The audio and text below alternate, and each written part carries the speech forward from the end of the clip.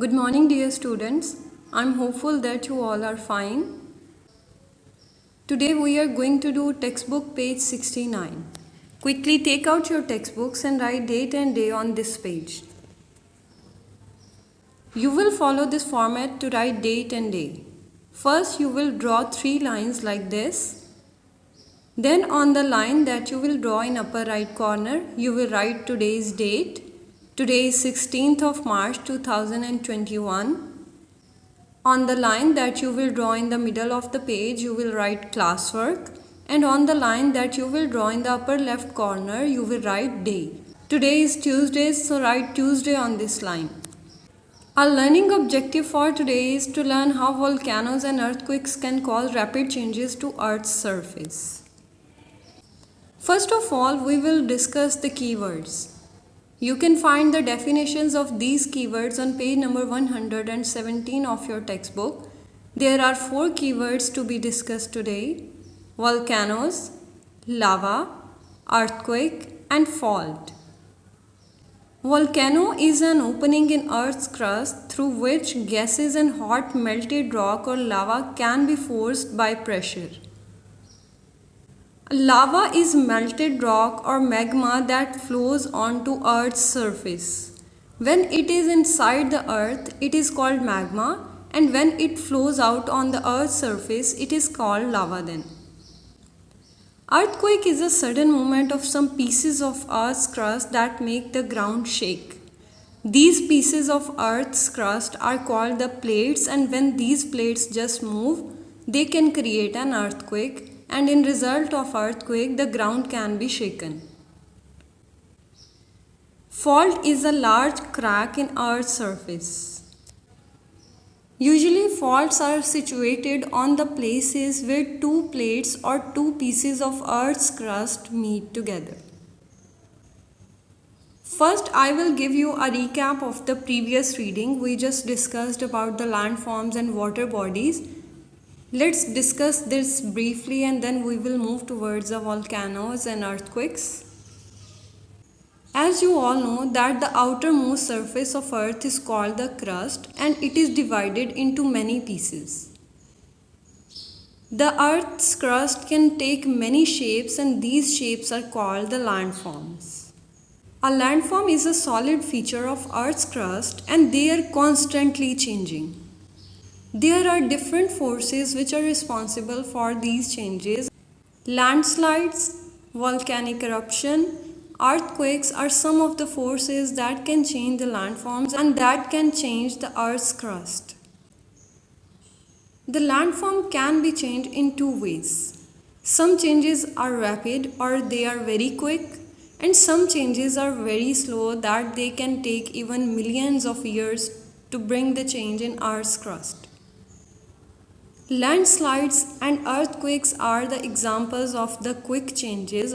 During the landslides, rocks and dirt move rapidly down a slope, and during the earthquake, the ground is shaken so hard that it can destroy the buildings and it can cause a landslides also. Mountains can take millions of years to form, so it is an example of a slow change in Earth's crust. Apart from the solid features on Earth's surface, there are some water bodies. Bodies of water are another type of feature found on Earth's surface. Moving water is one of the many forces that can shape the landforms. When water flows through an area, it can change that landform. Rivers can act like saws cutting through the rocks, and ocean waves break apart rocks and move the sand away. So water is one of the forces that is constantly changing the landforms and it is constantly changing the Earth's crust. Here are some features on Earth's surface. There are 2 types of features on Earth's surface: landforms and water bodies. Some of the landforms are mountains, hill, valley, volcano, coast, plateau and plain, and some of the water bodies are ocean, lake, river, glaciers, canal, stream and pond. We have already discussed all of these water bodies and landforms in detail.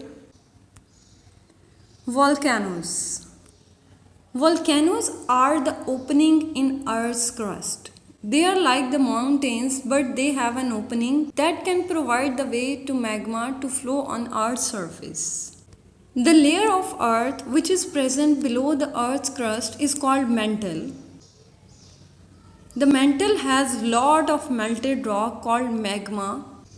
In this layer of Earth, the temperature is so high that all the rocks are present in the molten state. These melted rocks can form magma, and magma is collected in a pocket which is called the magma chamber. Inside the volcano there are different parts, and there is a magma chamber. It is like a pocket and it can collect lots of magma inside it. In the next step, the magma pushes up through the weak spots in the Earth's crust. After that, the magma erupts through a bowl-shaped crater, and that is the opening of the volcano. The crater is present at the top of the volcano, and it is an opening from which the magma can erupt. Magma that flows onto the Earth's surface is called lava. When it was present inside the Earth, it was called magma, and when it starts to flow on the Earth's surface, it is called lava. Finally, the lava cools and hardens, forming the igneous rocks. Here you can see a volcano is erupting. You can see the lava flowing out of volcano, and you can also see the igneous rocks formed after the cooling down of this lava.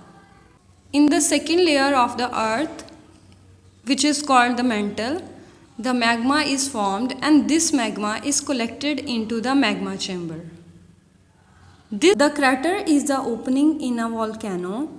The magma can push through the cracks which are present in Earth's surface, and these cracks can also be called vent, and it starts flowing outside the volcano, and then it is called lava.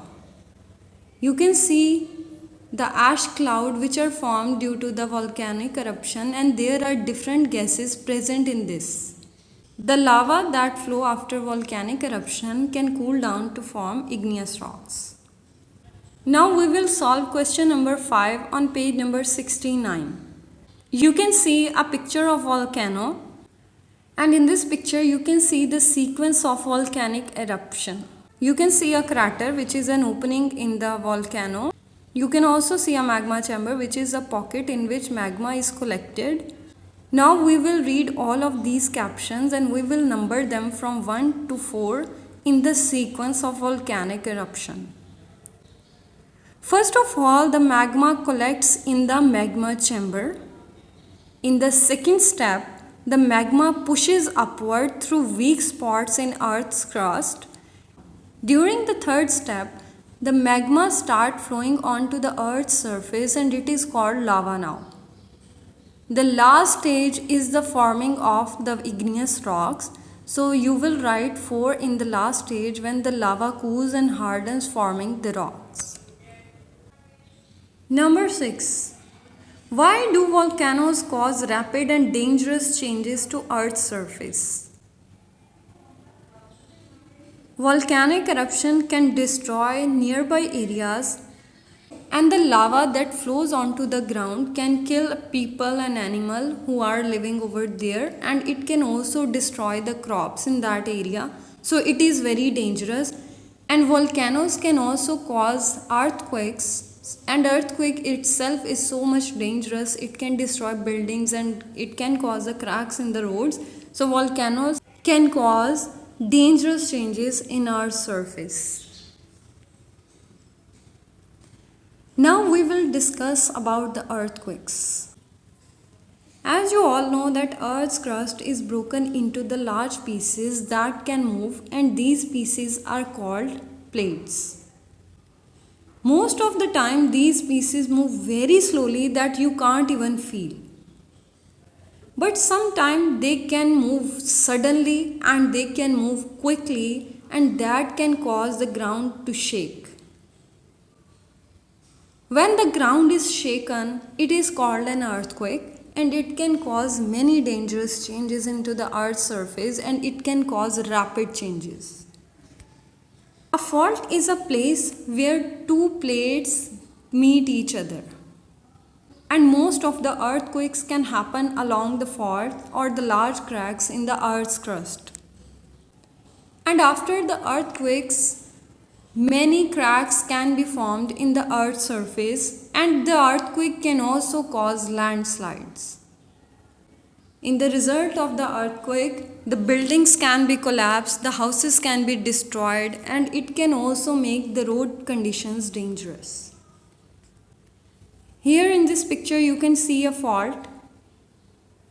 It is a place where two plates or two pieces of the earth crust are meeting together or joined together, and most of the earthquakes can happen along the fault, and most of the damage can also occur on the place near the fault. Here in this picture you can see the road condition after the earthquake. There are many cracks formed into the road, and it is very dangerous for traveling.